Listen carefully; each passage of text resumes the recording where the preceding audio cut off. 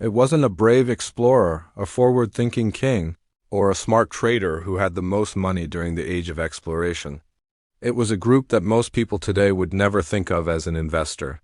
An organization that didn't build ships, cross oceans, or dig up treasure with their own hands, but still had complete control over the economic plan for global growth. The Catholic Church was that group, and without it, our world today would be very different. Welcome to a place where money, power, and history collide, and things are never as simple as they seem. When we think of the age of exploration, we often think of a romanticized story. Sailors who are brave look out at the unknown, timber boats disappearing into the fog, national flags pushed into land that isn't theirs.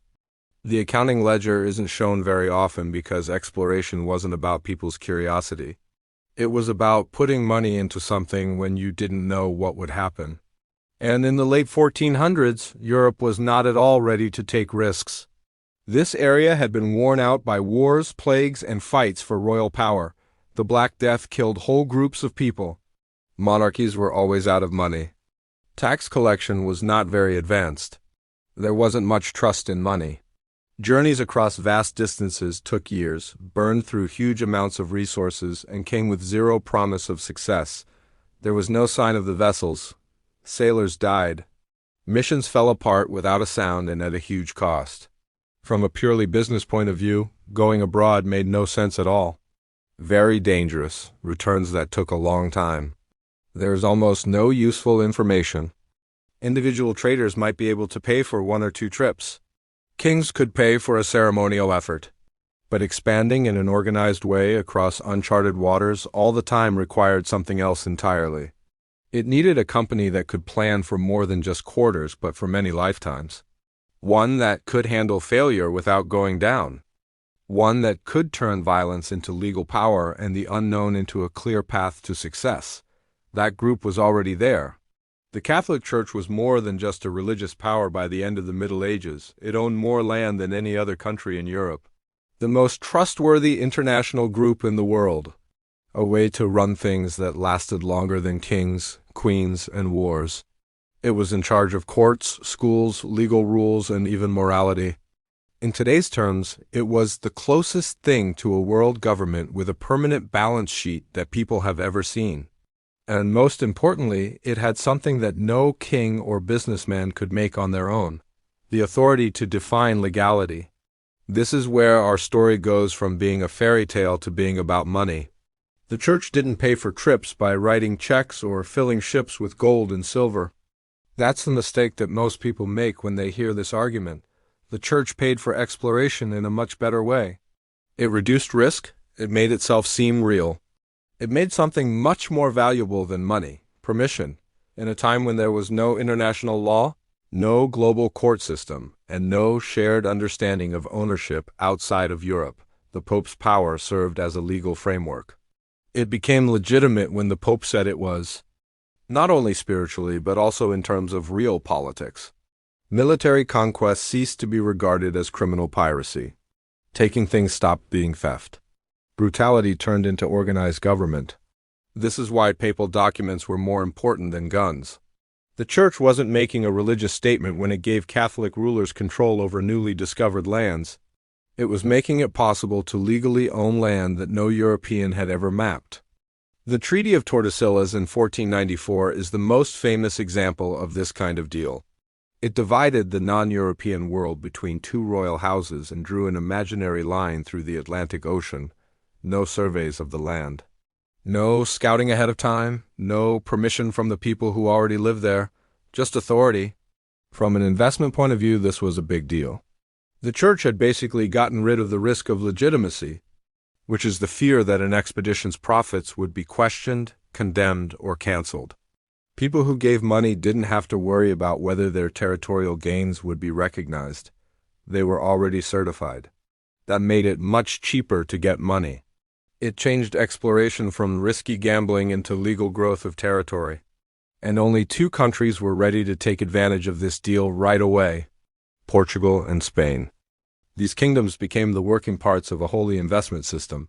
The Church gave the law and the moral reason for it. The monarchies provided ships, soldiers, and people to run the colonies. They worked together to build the world's first global economy based on extraction. The first voyages didn't cost the royal treasury a lot of money. Columbus's first trip, for example, cost about 2 million maravedis, which is a fair amount. The initial cost of these ventures wasn't what made them revolutionary. It was the size of the possible profits once resource extraction began. By the middle of the 1500s, Spain was sending hundreds of tons of silver from the New World every year. This new wealth changed the way all of Europe's currencies worked. Prices went up a lot. Huge amounts of money were made and lost. And the whole thing was put together by an organization that had gotten its share not by doing business but by giving permission. The church didn't take payments like modern investors do. It didn't need to pay dividends. It needed institutional integration, land set aside for religious groups. In all of the colonies, people had to pay taxes to the church. Only rights to change religions. Permanent presence woven into colonial government. Influence that grew without needing new money. This is the part that people usually forget about. The church didn't want quick returns because it didn't need them. It turned economic growth into long-term control of institutions. The Catholic Church got huge amounts of land in the Americas through papal decrees and deals with royalty. It also got tithes on colonial economic output, church courts with real legal power, and a complete monopoly on religious conversion, education, and moral leadership. That meant they had control over marriage, property inheritance, labor standards, and even the law itself. Every ship that left with a holy flag didn't just open up new trade routes, it made the law more powerful. The arrangement moved faster because of precious metals and minerals. But they weren't the end goal. The ultimate goal was a foundation of compliance, taxation, and cultural dominance that would last for generations. Military victory proved that religious conversion was real. Religious conversion made it okay for the government to rule. Administrative rule made it normal to take resources. The extraction of resources paid for more conquest. The church didn't have to actively manage this cycle because it had the moral authority that made it seem like it was God's will. And nothing gives you more power than controlling the story people tell themselves about why violence, seizure, and subjugation are not only okay, but necessary. This was the real way to get money during the age of exploration. Not human curiosity, not personal bravery, but legitimacy made on a large scale. An organization that understood long before modern finance that money isn't the most valuable thing in a risky business. It's the power to say that the results are legally valid. When the deal started to fall apart, it didn't happen quietly. It broke apart with printed materials, uprisings, seized monasteries, and wars that lasted for generations. What fell apart wasn't faith in God, it was a centralized government. Once Rome stopped being the source of power, the math of exploration changed forever. The breakdown happened in the early 1500s, when Northern Europe completely stopped accepting papal supremacy. What historians would later call a theological debate was really an institutional rebellion. Princes, merchants, and cities no longer thought of Rome as the source of legal authority. A papal document no longer lowered the risk of losing money. A papal endorsement no longer guaranteed safety. The arbiter's credibility had faded. This was a lot more important than religious doctrine because the Church's biggest strength had never been spiritual faith. It had been enforced by a group decision. People like Martin Luther, who stood up to papal power, weren't just questioning the payment of indulgences or how the Bible was read. They were tearing down the legal framework that held Europe together. When rulers could claim sovereignty without Rome's permission, papal authorizations lost their value outside of Catholic areas. The monopoly on legal approval was no longer there. The traditional exploration framework also began to fall apart. For Catholic countries, growth depended on a holy way of doing things. That framework didn't mean anything to Protestant nations that were growing. England, the Dutch Republic, and later German principalities did not merely ignore papal boundaries. They didn't believe that the Pope had the power to set them up in any way. For these powers, a papal decree dividing the world was just as important as a statement from a foreign press. That one change is what makes the next period of global growth look so different. Exploration didn't stop. It was turned into a private business. When religious legitimacy ceased to function as universal protection, risk persisted. It moved from the church to the stock market, from religious studies to contracts, from God's command to making money for investors.